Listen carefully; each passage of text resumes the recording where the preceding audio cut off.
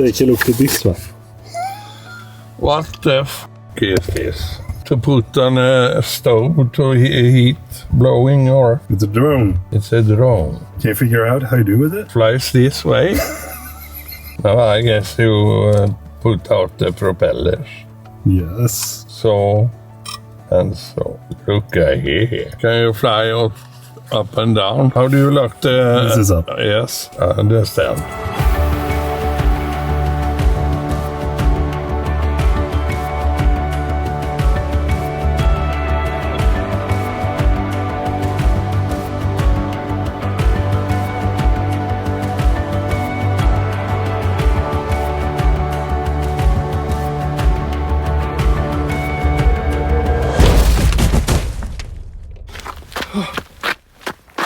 Oh, come on, please. Oh, it crashed.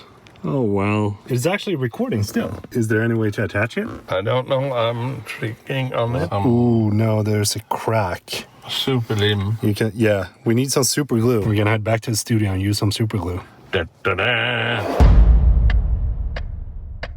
Check this out. I managed to super glue everything together. We got stabilization on that side, and on that side. Sometimes I gotta just tap myself on the shoulder because I'm not giving up. Now we can finish this video off. Gotta give it to DJI. They make some pretty cool stuff, and this is probably one of the things that I did not expect coming from DJI. One of the things that I like is how easy it folds up and that it boots up instantly. And then you can choose the mode here on the side. So you...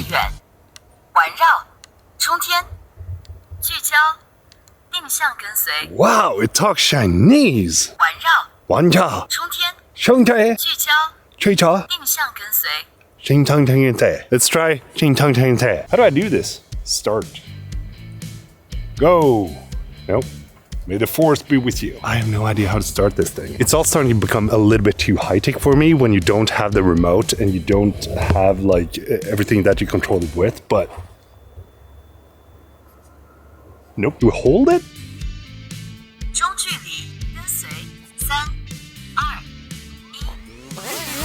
Whoa!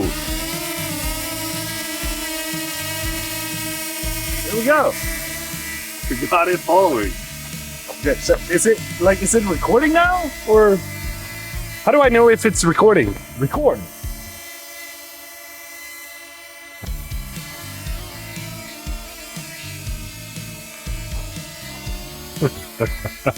One of the things that I'm noticing instantly with this is that there's no obstacle avoidance. Like, there's no sensors on the drone.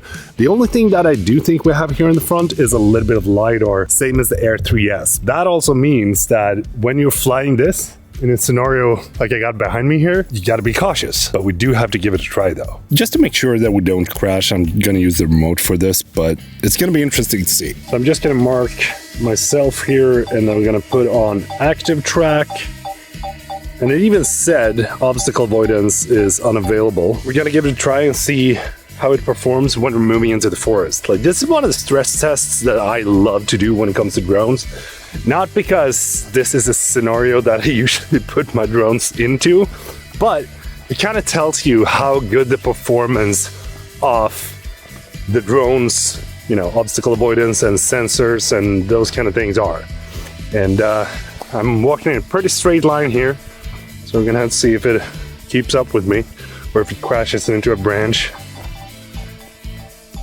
There's no rear obstacle avoidance sensors on this thing, so that's a little bit of a scary thing if you're flying a little bit backwards and such, but so far seems to be doing a really good job. We're gonna do a little bit of a run on the way back. Just gonna do a turn over here. Ooh, it is fresh outside today. Okay. Still on me. Now we're just gonna keep going here. Ooh, a little bit of run. I'm not even looking back. I'm just hoping that it follows me around.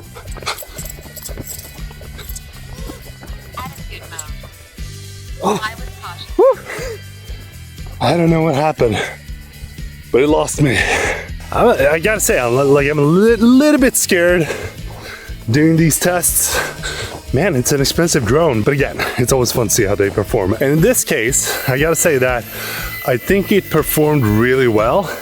It is definitely not on par with the Air 3S and the Mini 4 Pro, but freaking amazing job though. Camera that we got on the drone is the same camera that you have on the Mini 4 Pro. And when you look at the gimbal, you can see that it stabilizes in this sense, but also in that sense. Which means that if you compare this to the DJI Neo, you get two different gimbal modes. Because the Neo doesn't have the stabilization when it comes to the horizontal axis, but this one has. So if you're looking into buying, a beginner drone, you need to think of what it is that you want to buy. Do you want to fly FPV with your drone? Then the Neo is going to be the drone that you should go for. But if you don't want to do that and you just want to learn how to fly regular drones, then this is probably going to be your best bet when it comes to the price range and the weight. Some of you that are watching this video probably already know most of the specs of this drone, but I think it's so freaking cool that something like this comes in at 249 grams and it actually feels incredibly well built. Like the plastic in this thing is sturdy.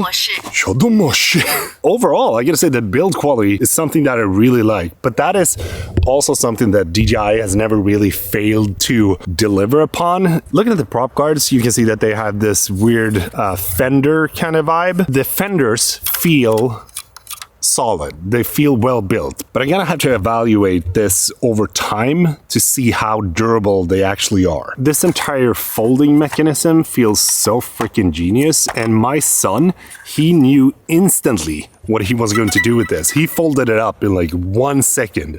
That was it. There was no questions of how do you do this, Dad, or what is it supposed to do? It's just like up in the air. I actually think it's very cool that DJI makes something like this and dare to innovate, because this is something that we haven't seen before and something that is new and fun and cool to test out. Wouldn't like to see this on the Mavic though. Now let's do the test. It takes up roughly the same amount of size as the remote controller. So it's actually a very small footprint in your camera bag when you want to bring a drone on your trip. Here's something that I do not like though, and that is another pair of new batteries. Completely understand that, you need to innovate on the battery structure and the battery design and so on and so forth, but come on, DJI, like you are literally using new batteries on every single drone almost that you release. This right here is the Mini 4 Pro battery, and this one is the Flip. So looking at the footprint, they are pretty much the same, except for this kind of weird thing here at the top. But the most interesting part is that the Flip battery is actually more powerful than the Mini 4 Pro. And that means that they would be able to fit these cells into this casing. But I'm also no battery expert or an engineer, so there might be more things that goes into this. I mean, see this? That is like, it's almost made to be there. You just flip it over like that and then push it in there. But they've made a new one. Please, just maintain the same kind of batteries on the future drones that is within the same price range. That'd be pretty cool, such as you did with DJI Air 3 and Air 3S, because we're kind of reaching a point where the batteries are so good these days that they can withstand bridging over maybe like 4 years worth of drone. I mean, this drone has an advertised flight time of 31 minutes. That is insane, considering that it's a 249 gram drone. It doesn't come with proper D-Log, which is totally understandable for a drone in this price range though, but you do have the D-Log M, which is completely fine. But you also have 4K 100 FPS. I gotta be honest and say that I never use 4K 100, 4K 100 when it comes to flying drones. At most, I go for like 4K 60, but that is when I fly FPV. Most of the time when I fly these drones, I stay with 4K 30 or 4K 25. The reason that I'm flying in 4K 30 is because Instagram plays back their footage in 30 FPS. Might be good for you to know if you're doing a lot of Instagram content. When it comes to the follow mode of this thing, it has a built-in AI subject tracking. AI. I don't personally know how much of a difference it makes to have AI subject tracking versus regular subject. My tongue is freezing up here. Because when it comes to DJI's active track and subject tracking overall, I'm going to say that it is one of the absolute best that I've ever tried. period. And just by testing this out here in the forest, I'm gonna say that it works really well, but so did the other drones as well. And they have the classic quick shots. You have the droney, you have the circle, you have the rocket, you have the spotlight, you have the helix, and you have the boomerang. These are stuff that I never use, but I can absolutely see the use case for them if you don't know how to fly a drone, but you want to get into it, and this is one of your first drones. But we also got to do a little bit of a wind test, because I'm doubting that this can withstand some high winds.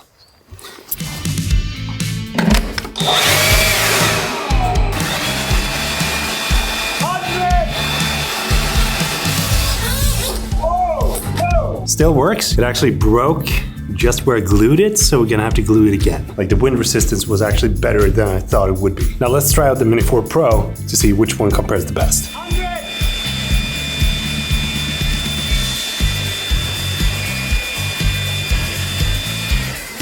Man, that is impressive. Winner of the wind test, Mini 4 Pro, hands down. I want to show you something interesting that I found out right now. I was going to do an active track off the car, but when I mark it and choose active track, it says unable to switch subject, function only supports following people.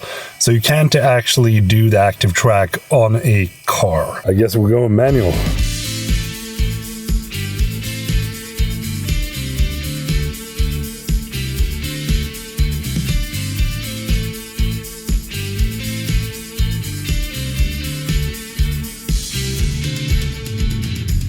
The drone couldn't keep up with the car, and I was giving full force in sports mode, and we were not driving above 20 kilometers an hour, and it still couldn't keep up. You know, that's for Elephant Park. I take no responsibility for this man. It was not that we suspected it will do. I think when you are walking in the woods and see some snails and like to follow them with a drone. It's definitely a slow drone. So we're gonna try to choose, I don't know what that is, but maybe some sort of boomerang or flyaway skyrockets. Let's try to see what happens. I can't really say that I'm impressed by the distance that it's going away, because this, like, it should be way further away. This doesn't really look like it's flying that far, to be honest. Come. I don't know if it's because the surgery that I did on the camera, but it seems like there's some sort of, mist or fog on the lens. So approximately 2 meters away from me, and it spins around. That's the 360. I honestly don't know what I think about these built-in things, because it feels like when you have a drone, you want to have a remote to be able to control it and actually make it do cool stuff. Having this as sort of like a day-to-day drone is not going to do it for me, mainly because you can't track cars and it is way too slow. Looking at the footprint of both of these drones, I'm going to say that they are pretty much the same size when they're folded out. And when they're folded together, I'm going to say that the Mini 4 Pro takes up just about a little bit less space than what the Flip does. Looking at the gimbal of the Mini 4 Pro, you can see that this is more sturdy. We got multiple different attachment points that we don't have on the Flip. And that is also probably why the camera just broke when I crashed it with the car. Not saying that the Mini 4 Pro wouldn't break, but it's like one of those things that I think is good to keep in mind. And as I said previously, this drone has sensors here, but also here and in the bottom. Looking at the Flip, you only have here in the front, I don't know what hides beneath this, but I think it's a LiDAR. But there are no other sensors except for the small ones here in the bottom, but those are not the same size as the ones you have on the Mini 4 Pro. So if you're looking to buy the best drone in the market in the 249 gram category, the Mini 4 Pro is going to be the one that I would recommend. And would I use this personally? I'm going to say no. We're going to call this the DJI Flop. Nah, I'm just kidding. It's most likely going to be a very good drone for those of you that just want to have something that is simple, quick, easy, don't want to dive in too much in, image quality and just want to record stuff that looks great. Then again, if you're going to buy a drone, then this is going to be capable of following your car around, subject tracking on other things than actually just humans that you got on this. Do drop a comment down below and let me know what you think about the DJI Flip. I gotta say that this is probably the first drone that I don't feel that I want to have from DJI. And for those of you wondering, yes, I was sent this drone by DJI to try out. Don't forget to subscribe, and Peter från Sweden is saying goodbye.